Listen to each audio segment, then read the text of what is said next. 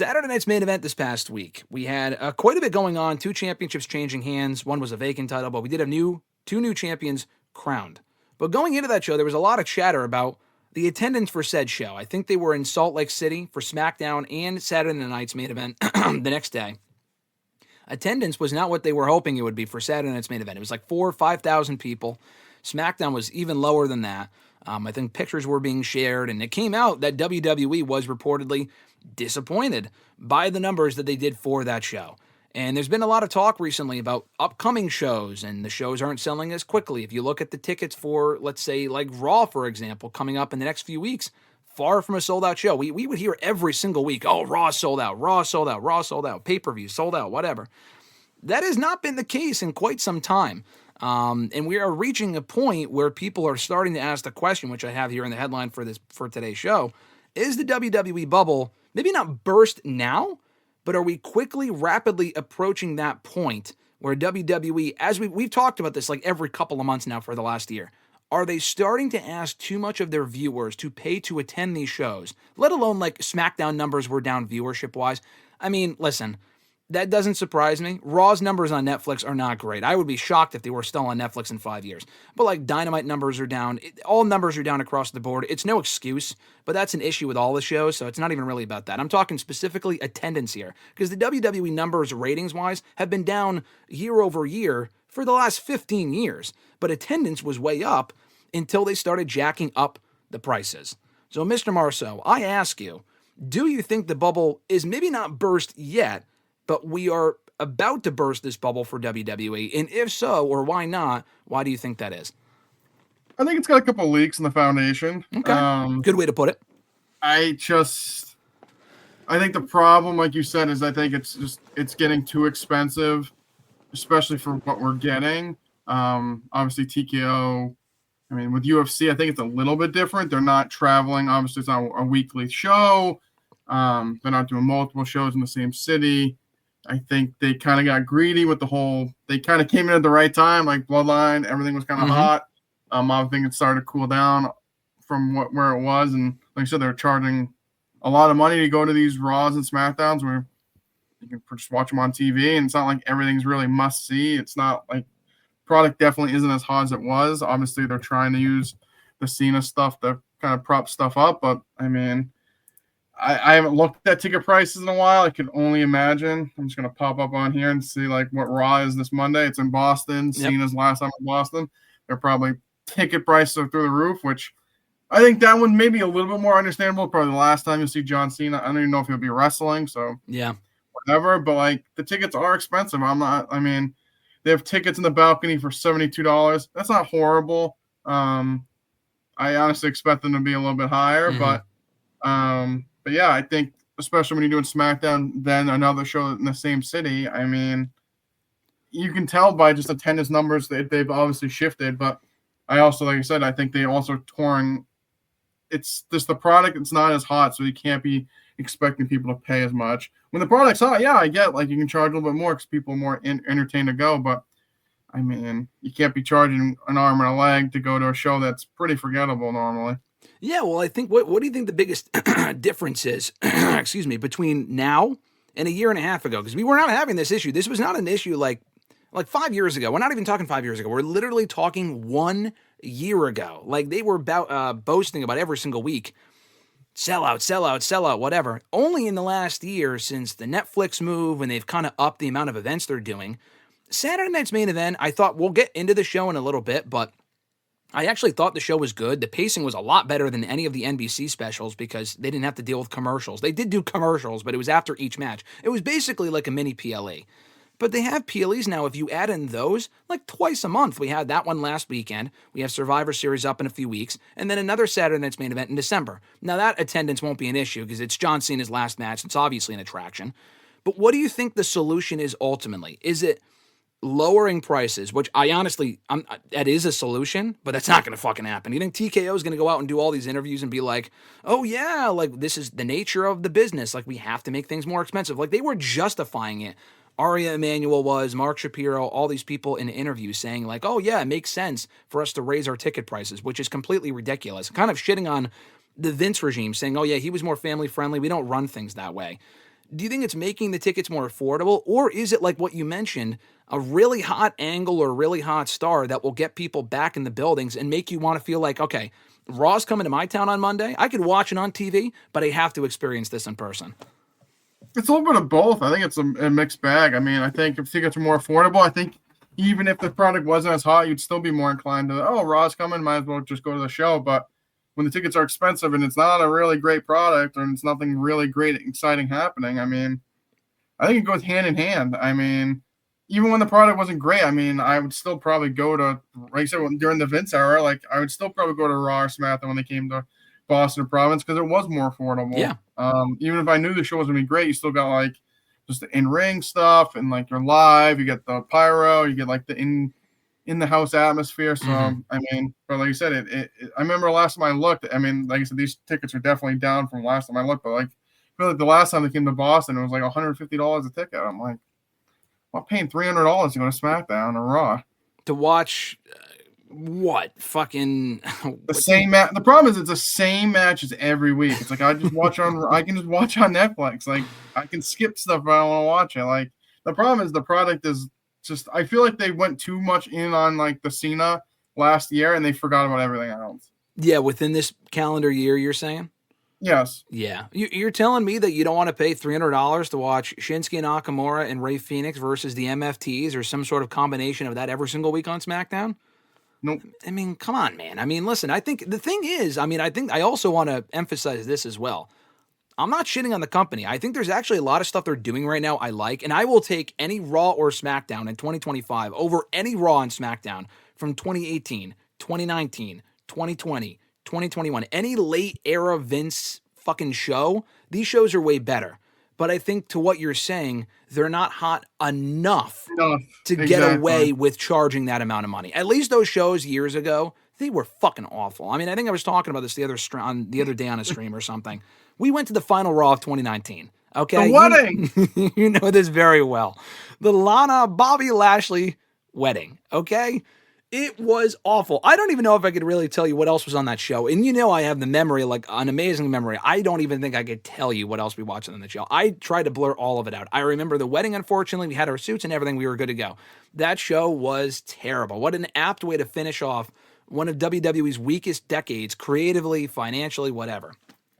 But at least we went. I mean, those tickets, I got those tickets. I want to say I probably have the receipt somewhere. I'm sure if I look back. For like $25. Now, we weren't sitting ringside, but for me, I'm of the mindset, I'm different, but I just like to be in the building. I like getting good seats, but sometimes I just like being in the building, and that was my mindset for that show.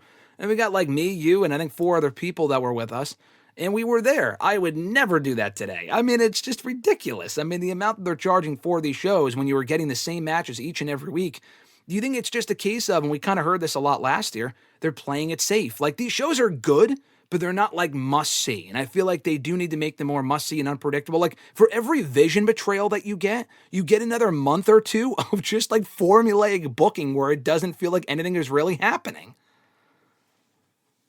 Yeah, no, like you said, I feel like you said, it's not overly hot, so it's not like anything crazy. I mean, like you said, that the problem, and I mean, I think there's also, like you said, like it's very formulaic, but even like when we've had a few shocks, I feel like people also have been like Jay winning the Rumble was a huge shock and people are like pissed. Yeah, well, that was like, that. You just go safe and just go chalk. Yeah. So like I think it's a little bit of both. Is like you kind of, I mean, we're going to talk about Saturday night's main event, but I feel like they had a chance to like maybe do something out of the formula that I think people would have really enjoyed, but they went chalk and didn't because they just went with what they know. So I mean, like I said, I think the product just isn't as hot right now. They whiffed on the whole Cena retirement thing. They're trying to kind of get back to it, but from when he turned heel till now, I feel like it's kind of realistically been a waste. I mean, really haven't got a lot out of it. Mm-hmm. Obviously, this tournament maybe we'll get something good at the end, but like I feel like they are, like I said, this year's a wash. We have Cena retiring. But everything else, I feel like, it's kind of fallen on the wayside. We talked about it back in August. I think at this point, I think it's safe to say the feud of the year for WWE is Lyra versus Becky. Mm-hmm. I couldn't even name you another great feud they had, and that like ended in terror. Like it ended awfully. Like Bayley interfered. Lyra's kind of been spinning her wheel. She's been with Bayley. Becky hasn't done anything really since that. Like all of this great matches and promos to build them up, and then they really haven't done anything since. Yeah, I mean, we'll get into like the best of the year, feuds of the year, but it's going to be hard for me to kind of come up with these categories when there really aren't a lot of great feuds to speak of. What, John Cena and Cody Rhodes for a lot of the shitty segments they had together, that shitty-ass Mania match, for as great as that SummerSlam match it was, for even though Cody Rhodes had to use a bazooka to beat John Cena, that Mania match was terrible. Travis Scott, The Rock, hey, I have not forgotten, guys. I haven't forgotten about that, and that was 6-7 months ago. But Nick brings up a good point. He said, I haven't watched WWE in a few weeks. I fully watched Raw this week. I couldn't believe that the same stories did not change. Also, Becky repeating the same lines week in and week out is old as hell. He said, I just want fresh stories and big moments again. I just want to tune in. I want to be tuned in. It's just hard to watch when it's the same matches or predictable. I agree with all of that, but I will take out, though, I mean, I'm just nitpicking here and everyone's different. I think the Becky stuff is actually one of the better parts of the show. I think Becky's doing a great job. I was going to say, I think, honestly, I would agree. I think her new character, especially this year, I feel like she's really revitalized her character. I thought, like, I know a lot of people don't like the entrance music. I love the entrance music. Me too. I like that. I like her new kind of persona. They said, obviously, they're still kind of doing the her and Maxine Dupree thing. But no, I mean, I think she's probably one of the more brighter spots on Raw right now. Yeah. I mean, we got the Dom and Ray stuff this week. That was something different, at least. Yep. That was good. But we got, like, the Judgment Day versus whoever they face. Like, come on. Like, that shit needs to go. Like, Sheamus and Rusev, we got, like, 1,000 times. We get Penta versus some random guy. Oh, God. Whoever he's facing every week, it's like, that's the shit that we're talking about. When we get the Vision versus, like, Jay and Punk and LA Knight, like that shit's just like, come on, like you gotta shit it off the pot. I mean, I know they're building all these people up to be in war games, but like, come on, like you can't give me something better. To add to that, I do like some of the stuff that you mentioned. There's other stuff I just have not given a shit about. Hunter said Raw has good feud, SmackDown doesn't. Raw is an objectively better show than SmackDown, but Raw's not perfect. I mean, SmackDown you could say terrible, and I might agree with you. It is so unwatchable. It's not even funny. I mean, we'll get to Saturday Night's main event, but the stuff they did with that world title picture right now is just terrible. The Cody Drew stuff, I think the feud has been good, but that outcome was absolute ass. Well, I'll get into that in a second, but I just want to finish on this point before we move forward. As far as the stuff that they're doing differently and whatever, the Becky stuff I'm really liking. I mean, Nick said, "Oh, you aren't tired of hearing the Sports Illustrated says so, the Bleacher Report says so." She says that for heat, so that doesn't bother me. Exactly. That's like it's like her like shtick. Yeah. But I will give her credit. She's actually made me care about the Maxine Dupree thing. I actually care about that. I think their matches have been good. She's gotten Maxine Dupree over. I actually like that. What I don't like is the Judgment Day vortex. There's 2 different vortexes on Raw right now that are all over the show, and they're fucking awful. The Judgment Day, are we teasing tension? Are we not teasing tension? Got old 2 years ago. It is 2025. The group debuted 3.5 years ago. We need to stop. We need to stop with the Judgment Day. Will they, won't they? Fucking stop. I don't know if they're waiting until Liv is coming back. I don't care. Blow it up. Move Dom out on his own. The worst part is they've been teasing tension since like actual decent tension between the group since Mania. I think it was fucking 6 months ago when Dom beat fucking Finn. And they've been teasing it since, like, oh, we're going to kick him out. Oh, we're going to do it. No. And then they bring Roxanne in. Oh, like they need to move on. They really need to move on. At this point, especially because outside of Dom, realistically, the group's a bunch of losers. Who cares? Let's move on. Yep. No, I like the group, but they've gotten everything they can out of it times 10. They put the belts on them 10 times, the tag titles on them 10 times. Stop. We need to move on. It's not interesting. It's not interesting. And again, I'm not shitting on the state of the company. I'm just saying that a lot of this stuff does not work. And I am shocked. I am shocked that you did not say the worst part about Raw right now. You did say it earlier. You didn't say it just now. What we need to stop right now, El Grande Americano. Listen, man. I did say before. You did say it earlier. It is channel-changing terribleness. Why? You said so. You had on the tip of your tongue. You were like, oh, whoever Penta's facing every week. You know who Penta's facing every week? You know who Dragon Lee's facing every week? You know who fucking AJ Styles is facing every week? El Grande Americano. How much development have we gotten with these guys in the last 6 months? Zero. And I would maybe say, if I was a WWE cultist, I would maybe say, and I have said this not to defend it, but I'm thinking maybe they've dragged it on for this long because they didn't finish the Rey Mysterio feud. They were supposed to do Grande and Rey at WrestleMania. So maybe they're holding out on it until Rey comes back. We can finish up the feud. They can unmask him, do a mask and mask match, have Rey beat him, and then we move on. Maybe. Even now, I was like, okay, this shit is old. Having fucking Dunn and Bate in the masks, garbage, man. Who gives a shit? Maybe. And guess what? Rey came back this week, after 6-7 months away. It went after Dominic Mysterio. They completely ignored the fucking Rey Mysterio Grande Americano feud. That's who he was feuding with. That's who injured him 6 months ago. Why would he? I like the Dom stuff. I do. I don't mind that. They want to have them face in San Diego at Survivor Series. Awesome. But why would Rey come back for anyone but Grande? You know why? Because no one fucking cares. And that's fine, but then why is Grande still here? Ludwig coming out with the mask on? Ole. Like, so no bad. one gives a shit. Bad. It's bad, man. We need to move on. No, I agree. It's bad. And listen, I know Nick said, that's another maybe potential excuse. They're waiting for Chad to come back. They can't, man. They can't at this point. You got to pull the plug. They got to pull the plug. Chad played the role great. And I was a big fan of this stuff when they first started doing it. It was funny and it got heat. But now they're doing it at the expense. Like Penta is stuck in the Grande vortex. They announced that match on social media before Raw went live this week. And I said, why the fuck are we still getting this match? Why are we still getting this? Penta gains nothing from beating this man. What is the end game? Are they going after the tag titles? It's terrible. It's awful. And all of this to say, I am glad that business is dipping for this company. And I don't want to say I want to see them go out of business. I would never say that about AEW either as far as business, whatever. I don't want to see them go out of business. That's not what I'm saying. What I'm saying is I'm glad their attendance is dipping. I'm glad their viewership is dipping. Because we said this a month or so ago when the report came out. It forces them to do better. Clearly, AEW is not enough of a motivator because they have their own fucking issues right now with attendance and people getting hurt and their own creative being fucking terrible.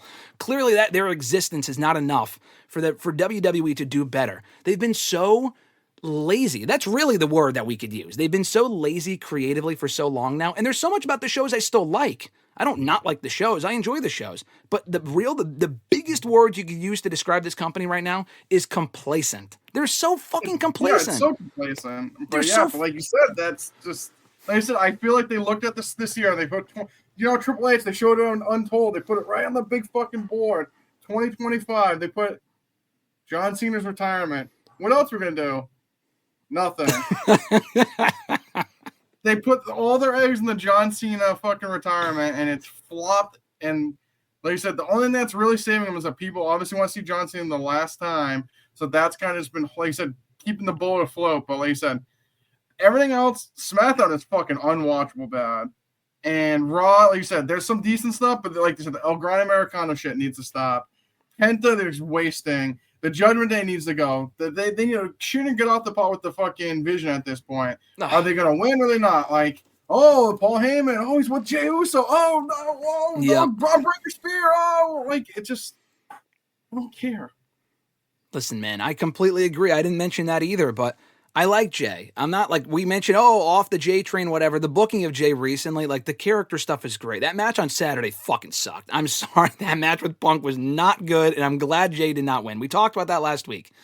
Fucking Tyreek is popping in here for 2 seconds, and he's saying that we're on a tear. He also said, hi, RJ. That is for anyone asking what Love Ziggler's all about, you can ask Tyreek, but you can't because he's already gone, all right? Tyreek is more over than half of the shit on Monday Night Raw right now, and that is not a stretch. Oh, and there he's got the peace emoji, too. Tyreek, you're over. 90% of what we see on Raw and SmackDown is not. But listen, back to the Bloodline stuff. It's 2025. Why are we still doing Jay versus Jimmy? We're only in the top of the 8th.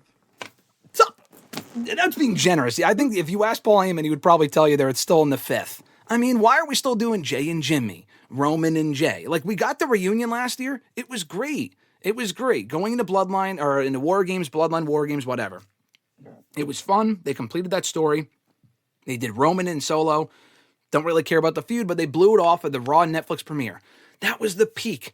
That was it. The peak was really when Roman was champion, but like that was the big culmination. But we still have the MFTs, and I like the MFTs, but a lot of people don't give a shit. It's not working. And then you have Jay, Jimmy, and Roman on Raw beefing, oh, you can't get the job done. Roman like saying to Jay, you can't get the guy won the world title 6 months ago. What do you mean he can't get the job done? What are you fucking talking about? Like, oh, you don't have that killer instinct. I go, is this 2020? Like, we're just getting the same shit. It's the same story. They're literally just rinse, recycle, repeat. It's the same thing. I don't get it. I really don't understand. They got to stop with the lazy booking. I mean, you mentioned the Vision. They do that awesome angle on that Australia Raw right after Crown Jewel. Breaker destroys Rollins. Gets a big buzz. We were like, oh, okay, this is cool. Guess what the follow-up is? Breaker is not even in the Battle Royal. Doesn't even get to win the world title. They put it on Punk, which I think is better than Jay. But, like, Breaker is nowhere near the world title. Instead, they're setting up for a War Games match I could give two shits about. I really fucking Logan Paul, who gives a shit? Who cares? Why would he even be in there? He has nothing to do with any of these people. That makes no sense. But instead, Rollins got hurt. But then you pivot and do a different match in War Games. Or wait. You don't do War Games. I know. Listen. I know. I get it. The women's War Games. November. What'd you say? It's November. They have to. They don't have to do a men's one just because I don't care what's between your legs, okay? Just do the women's one. The women's one at least makes more sense. I will say, we talk about shit that we like or don't like on the show right now. The women's tag title stuff is actually great. I'm not gonna lie to you. I think the stuff with Bayley and Lyra, Alexa and Charlotte, and the Kabuki Warriors, and Rhea and Io when they were on the show a few weeks ago was actually really, really good. So honestly, like the women's War Games stuff I kind of shitted on a month ago, they've made sense. So it doesn't feel as forced. I'm actually on board with it. That makes sense. Just do one. Why do we need one for the men and the women? Just do whatever makes sense. We don't need one for the men. We don't need one for the men this year. It's a complete fucking waste, especially when you look at Raw every single week. You talk about rinse, wash, repeat, copy, and paste. What was this week's main event? CM Punk and Jey Uso versus The Vision. Week before, LA Knight and Jey Uso versus The Vision. CM Punk versus Jey Uso. Braun Breaker versus LA Knight. Bronson Reed versus Jey Uso. The week before was Kabuki Warriors versus Bliss and Charlotte, but literally, yes. That was the 1 week where they did not put the Vision in the main event. Otherwise, it's the same match. It's the same match. And this week's main event ended in a fucking double count out because they want to protect all of them. Guess what? Don't do the match. Stop. Like, check my notes. If do a double count, it means don't do the match. There you go. Oh my God. I can't.